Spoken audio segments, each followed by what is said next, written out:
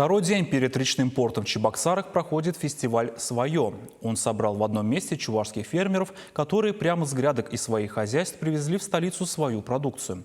Дары природы оценил глава Чувашии Олег Николаев. Руководитель региона осмотрел все торговые палатки. На одной из точек разместилась аграрно-грибоводческая компания «Агрико». От опят до вешенок грибы компания «Агрико» выращивает уже 20 лет. Об особенностях разных сортов Олег Глушаков может говорить часами. В бизнесе он задействован не первый год.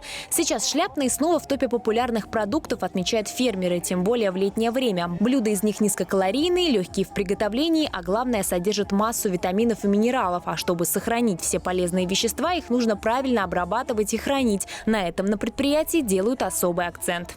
Наши камеры выращивания специализированы таким оборудованием, с большими тепличными комплексами, что очень все стерильно. И изготовление субстратных блоков у нас идет полная стерилизация, 107 градусов. Убивает все. Грибы эринги – эксклюзив компании. Пока в России ООО «Агрико» одна из немногих, кто выращивает этот сорт. Снаружи это белый степной гриб, а по вкусу напоминает устрицу. Грибы обожаем, понравилось все, очень большой ассортимент, огромный выбор, каждый найдет то, что ему подойдет. Для любителей грибов на сайте компании chepgrib.ru также размещены рецепты и рекомендации по правильному приготовлению шляпных, чтобы каждый, даже начинающий кулинар, смог попробовать и оценить вкус грибов в полном объеме. Анна Давыдова, Дмитрий Макаров, Виктор Степанов, Вести Чувашия.